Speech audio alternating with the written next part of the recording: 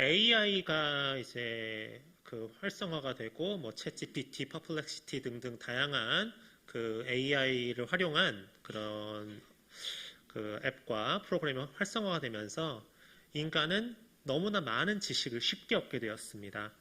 예전에는 사전을 찾아보고 전문가를 찾고 이래야 될 모든 과정을 생략하고 그냥 입력어만 딱 입력하면은 답을 정확하게 찾아주는 AI 때문에 사람들이 굉장히 많은 지식을 쉽게 알게 되었습니다. 너무 똑똑해진 나머지 사실 약간 교만해진 면도 없지 않아 있습니다. 우린 이제 다 할 수 있어. 나는 세상 모든 지식을 다 할 수 있어. 너 쉽게 알 수 있어. 라고 약간의 교만함도 있을 수 있습니다. 그러나 인생 살 때 몰라서 좋은 일이 있겠지만은 알 것은 알아야 됩니다. 악한 일은 몰라도 되지만은 선한 것이 무엇인지는 분별할 수 있어야 한다는 것이죠. 더구나 악한 일을 하면서도 그것이 얼마나 악한 일인지 모른다면 그것은 비극이 아니겠습니까? 이것은 모르는 게 약이 아니라 꼭 알아야 될 것이란 말입니다. 하나님께서 이사야 3장 11절에 보면은 이렇게 말씀하고 계십니다.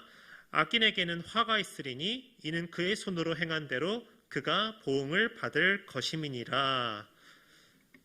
그렇습니다. 인과응보라는 게 기독교에 없는 게 아닙니다. 성경에는 이 인과응보를 여러 가지로 다르게 곳곳에서 말씀하시고 계십니다. 행한 대로 심은 대로 거둔다는 말씀 또한 그것입니다. 모두 다 알다시피 본문의 배경은 그 형에게 못된 짓을 했다가 다 아시겠지만은 세계 최초 분장쇼를 벌여가지고 형인 줄로 위장하고 장자의 권리를 가로챘다가 분노를 사서 도망쳐서 이제 형의 보복이 두려워 외삼촌 집으로 도망가서 거기서 살게 된 겁니다. 한 달쯤 지나서 이 외삼촌인 라반이 야곱을 불러서 그가 일한 품삯을 정하자고 제안을 하자 이 말을 들은 야곱이 둘째 딸을 주면은 7년간 머슴살이를 하겠다고 했고 그 계약이 이제 이루어졌다는 거예요. 그는 7년을 수일같이 여기면서 이랬습니다. 7년을 며칠같이 여겼다는 굉장히 재밌는 표현을 하는데 과연 7년이 며칠 같으려면 얼마나 사랑해야 될까요? 정말 많이 사랑해야 되겠죠? 7년이라 하면은 담임 목사님이 이 교회에 오신 지 횟수로 지금 7년째 되는데 여러분은 이게 며칠 같아 보이셨습니까? 별로 많이 안 사랑하시다 보네요. 네, 당연히 며칠 같다고 대답하실 줄 알았는데, 네, 좋습니다. 원래 사랑에 푹 빠지면은 그게 그렇습니다. 그래서 이제 7년 뒤에 결혼식을 올렸습니다. 그런데 결혼식을 잘 치르고 하룻밤을 자고 나니까 내 옆에 딴 사람이 있는 겁니다. 내 옆에 내 사랑하는 라헬이 아니라 내가 7년을 며칠같이 여기면서 그렇게 사랑해서 모든 걸 다 바치고 일하였던 라헬이 아니라 누가 왔습니까? 그의 언니 레아가 옆에 있는 거예요. 기가 막힐 노릇입니다. 외삼촌에게 그래서 항의하니까 이거 풍습 때문에 어쩔 수 없다. 언니가 시집을 못 갔는데 동생이 먼저 시집 가는 법이 없다라고 풍습 핑계를 내면서 7년을 더 일하면은 둘째 딸도 주겠다고 제의했습니다. 물론 7년 다 기다리라는 것은 아니고 혼인은 시켜줄게. 곧 혼인은 시켜줄게. 대신에 7년 더 일해라고 제안을 해서 그것을 받아들입니다. 일주일 후에 둘째 딸을 주겠으니 7년을 봉사하라고 해서 야곱이 또 그렇게 했습니다. 이게 글로 읽었을 때는 사실 실감이 안 났는데 제가 결혼을 하고 이 나이가 들어서 이걸 돌이켜보니까 정말 이건 말도 안 되는 광경입니다. 내가 이 사람을 사랑했단 말이에요. 이 사람을 사랑해서 7년이나 시간을 투자했단 말이에요. 모든 걸 다 걸고 일했단 말이에요. 근데 내 옆에 다른 사람이 누워있으면은 정말 속이 뒤집힐 일 아니겠습니까? 지금으로부터 이게 수천 년 전 일이잖아요. 지금 이 성북중앙교회처럼 이렇게 조명이 밝은 환경이 아니라 그 당시에는 촛불 하나 의지하는 환경이었단 말이에요. 그래서 잘 안 보여요. 얼굴이 잘 구분이 안 갑니다. 게다가 예나 지금이나 중동지방 사람들은요. 피부를 보호하기 위해서 베일 같은 거 많이 둘러쓰는 거 아시죠? 그래서 잘 몰라요. 정말 엄청나게 덩치가 차이가 나지 않는 이상은 남자인지 여자인지나 구분할 수 있지 여자들 다 베일을 뒤집어 쓰고 있으면은 자네도 비슷하잖아요. 그래서 잘 몰라요. 게다가 이 두건까지 들고 있잖아요. 정말 눈 빼고 아무것도 안 보여요. 그러니까 얼굴이 구분이 안 가는 거예요. 그리고 결정적으로 그런 거 차치하고 사실 전날 밤에 결혼식이 있었잖아요. 술 많이 마셨잖아요. 구분이 되겠습니까? 사람이 술을 먹은 게 아니라 술이 사람을 먹는 단계까지 가면은 이게 사람인지만 구분하지 누군지 모른다는 거예요. 그래서 누가 누군지 알아보지 못하고, 하지만 어떤 방법으로 그렇게 했든 어떤 경위로 그렇게 했든 간에 중요한 건 무엇입니까? 그 삼촌인 라반이 야곱을 속였다는 것이죠.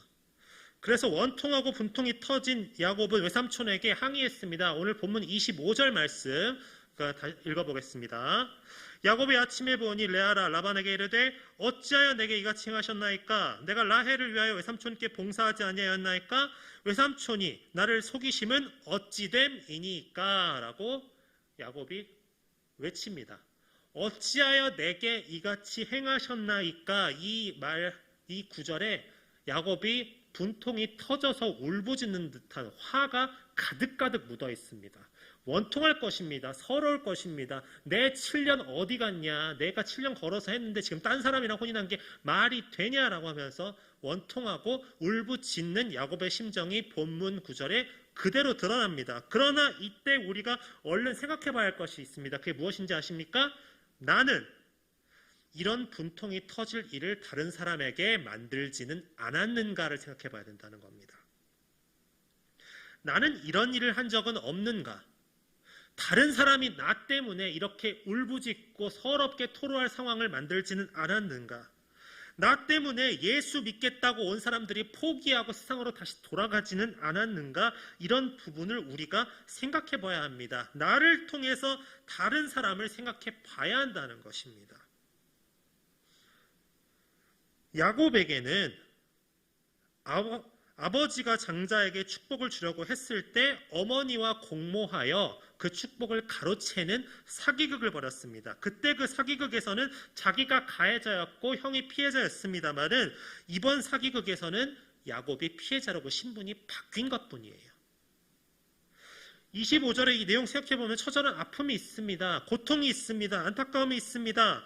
이미 하룻밤 같이 자버렸어요. 그래서 이제 언니가 자신의 아내가 된 것을 돌이킬 수가 없습니다. 그러나 이 아픔과 안타까움은 무엇입니까? 바로 야곱이 자신의 형 에서에게 똑같이 한 아픔과 안타까움이었다는 거예요. 자기 아버지가 자신에게 축복을 주기 위해서 사냥에 오라고 했고, 그래서 그 형이 나간 사이에 어떻게 합니까? 분장쇼를 벌여가지고 그 축복을 가로챕니다. 그래서 그 에서가 어떻게 합니까? 울부짖습니다. 부르짖습니다. 아버지 내게도 축복하소서 하면서 슬피 웁니다. 남은 축복이 없는가를 울부짖으며 통곡하던 에서의 그 고통을 지금 야곱이 당하고 있는 거예요. 지금은 야곱이 당했습니다. 사실은 야곱이 형에게 한 것이 바로 이것이었습니다. 우리가 이걸 생각해 봐야 한다는 것입니다. 하나님께서 이 일을 통해서 우리 인생들에게 주시는 교훈이 무엇입니까? 사람들은 늘 자기가 피해자라 생각해요. 내가 당한 것만 생각하고 내가 억울한 것만 생각해요. 그러나 그것이 아니라고 말씀하십니다. 그럴 때마다 기억하라. 너도 남에게 똑같이 행한 것이 없는지 기억하라고 하나님께서 말씀하시는 겁니다. 너도 다른 사람을 아프게 하지 않았느냐? 너도 다른 사람을 통곡하게 하지 않았느냐? 너도 다른 사람에게 억울해서 분해서 억울하고 안타깝게 하지 않았느냐고 하나님께서 우리에게 이 본문을 통하여 되묻고 계십니다. 원통할 일이 아니라 회개하라고 말씀하십니다. 누구든지 내가 다른 사람에게 한 일 그대로 나에게 돌아온다는 것을 알라고 말씀하십니다. 중요한 부분입니다. 불교에서 흔히 인과응보라는 표현을 쓰지만 기독교에서 한참 전에 먼저 말했습니다. 마태복음 7장 1절에서 2절에 보면 이렇게 기록되어 있습니다. 비판을 받지 아니하려거든 비판하지 말라. 너희의 그 비판하는 비판으로 너희가 비판을 받을 것이요 너희가 헤아리는 그 헤아림으로 너희가 헤아림을 받을 것이니라. 모든 것이 나에게 돌아온다는 거예요. 내가 남의 허물을 비판하고 다니면 그 비판이 나에게 돌아올 것입니다. 내가 멋대로 사람을 재단하고 헤아리고 다니면 그 재단하고 헤아리는 것이 나에게 돌아올 것입니다. 여러분, 우리가 다른 사람을 정확하고 정직하게 판단할 수 있습니까? 없습니까? 없습니다. 우린 죄인이기 때문입니다. 연약한 죄인이기 때문에 우리가 다른 사람을 아무리 객관적으로 판단한다 하더라도 사실 객관적이라는 게 있을 수가 없잖아요. 다 자신의만의 주관적인 판단이 들어가는 거잖아요. 우리는 그렇게 정확하고 정직하게 판단할 수 있는 능력이 없다는 겁니다. 그 판단하는 것으로, 그 정죄하는 것으로 언젠간 우리가 똑같이 당할 거라고 하나님께서 말씀하고 계십니다.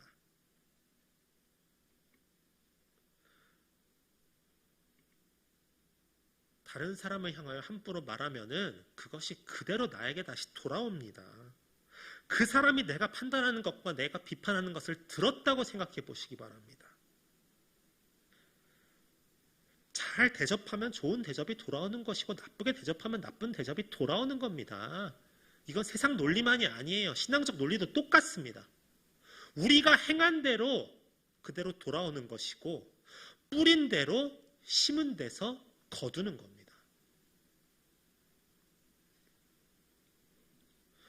그래서 신앙생활은 너무 계산적으로 하면 안 됩니다.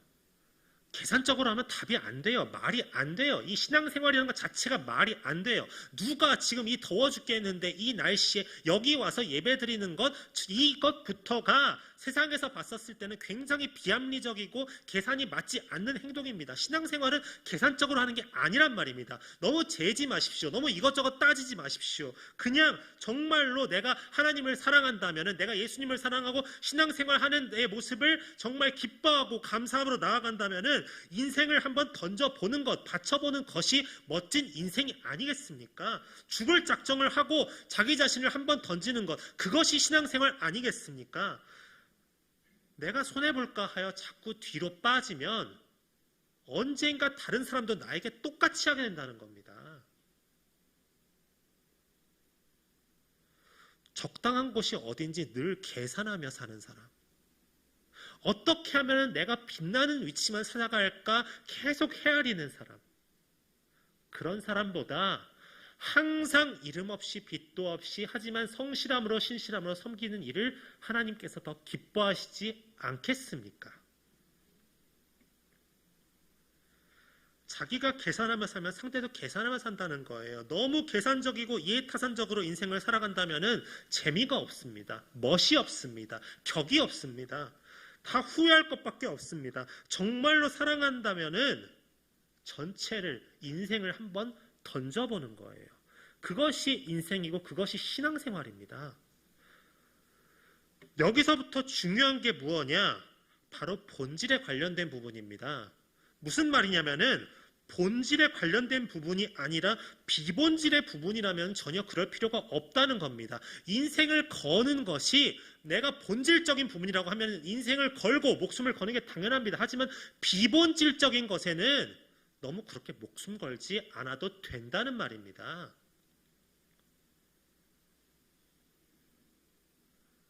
더군다나 이 일이 무엇입니까? 조강지처에 관련된 부분이잖아요. 마음에 드는 사람, 생각한 사람이 아니라고 더 좋은 사람을 얻기 위해 지금 야곱이 이러했습니다. 그러나 야곱이 지금 여기서 헤아릴 건 무엇입니까? 나 너무 억울해. 나 너무 비통해. 나는 그래서 이 사람을 얻어야겠어. 나는 내가 사랑하는 여자랑 결혼해야겠어. 그래서 나는 다시 일을 하고 일주일 후에 또 결혼식 올리겠어. 이렇게 자기의 마음을 생각할 게 아니라 지금 야곱이 생각해 무엇입니까? 레아의 마음을 생각해야 된다는 거예요. 레아도 자기가 지금 원해서 결혼한 게 아니잖아요. 그런데 레아는 결혼하자마자 어떻게 됩니까? 남편이 자기를 싫어하는구나를 깨닫는 인생을 처음부터 살게 됐다는 거예요.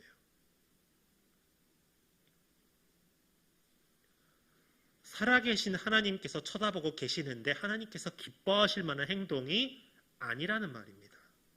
있어서는 안 되는 일이었지만 어쨌든 야곱은 당했습니다. 이 일은 실제로 일어났습니다. 이제 돌릴 수도 없습니다. 이런 일이 우리에게 닥쳤다면 우리는 어떻게 해야 할 것인가? 신자라면 생각해야 될 몇 가지가 있습니다. 조강지처를 어쨌든 속았든 어쨌든 자기가 하룻밤을 지낸 그 인연인 조강지처를 버리고 다른 사람과 또 결혼하고 다른 사람을 더 사랑하는 것이 지금 맞는 것인가를 내가 먼저 생각해 봐야 한다는 거예요.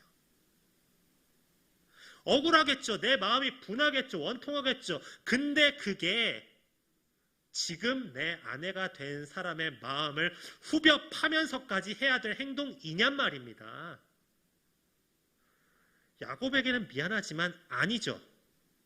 절대 아닙니다. 본질의 일이 결과로 다가왔을 때에는 결과로 받아들여야 한다는 겁니다. 내가 원하든 원치 않았든 하룻밤을 같이 잤어요. 그러면 이 사람을 책임져야 됩니다. 내가 원치 않았던 결과라고 할지라도 하나님께서 맺어주신 것이라 생각하고 이 여자를 사랑했어야 됐습니다. 이 여자의 마음을 헤아렸어야 됐습니다.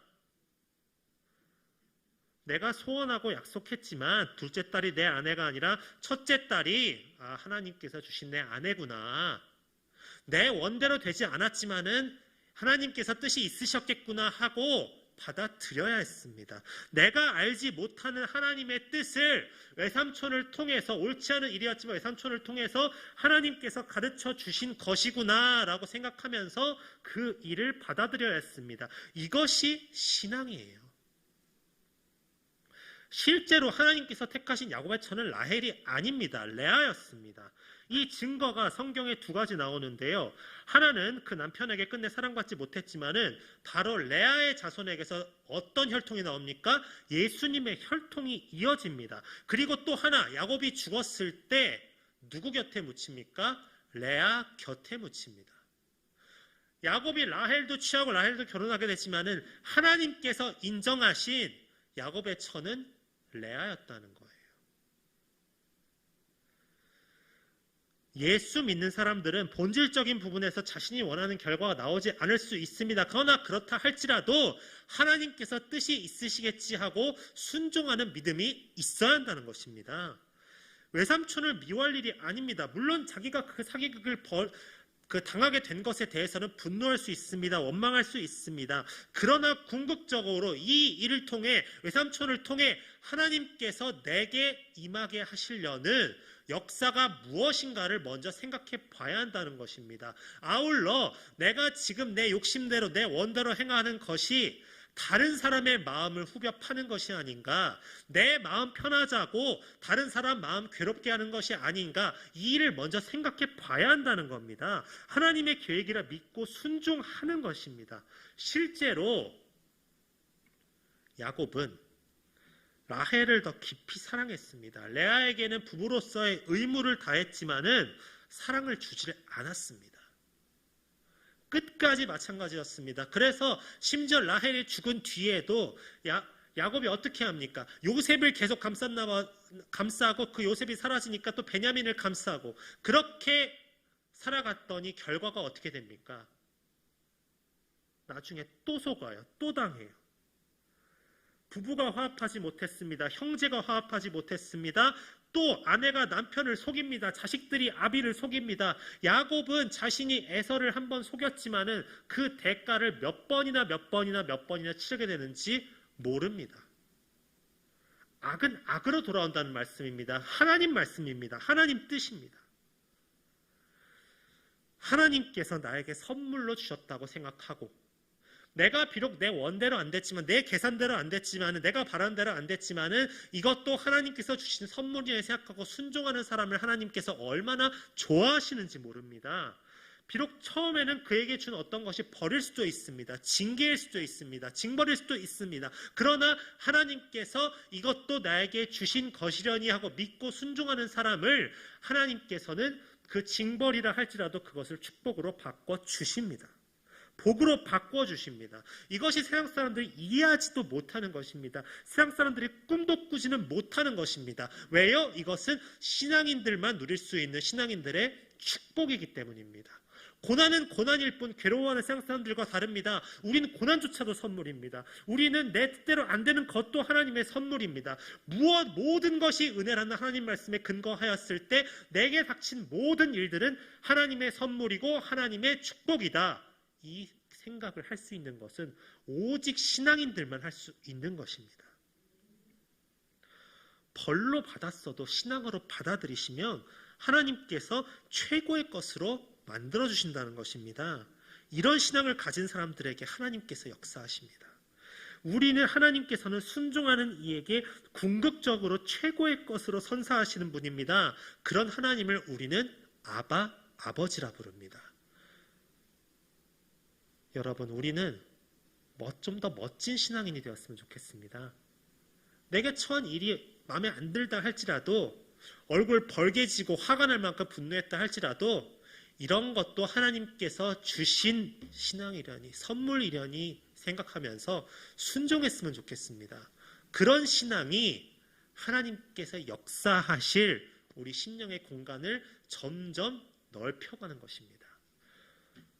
하나님의 뜻에 순종하고, 아바 아버지잖아요. 우리 아바 아버지잖아요. 딴 사람이 아닙니다. 우리 아버지잖아요. 아버지께서 우리에게 좋은 것으로 주시지 않겠습니까? 최고로 좋은 것으로 주시지 않겠습니까? 설령 나를 벌하려고 내려주신 것이라 할지라도 우리가 순종하면 결국 하나님께서는 우리 편이 되실 수밖에 없습니다. 천국을 보장해놓고 기다리시는 분 아니십니까? 하나님께서 우리 아바 아버지라는 사실을 믿고 어떤 상황이든 어떤 것이든 간에 믿음으로 순종하고 기쁨으로 나아가는 우리 성복중앙교회 성도님들 되시기를 주님의 이름으로 간절히 축원합니다.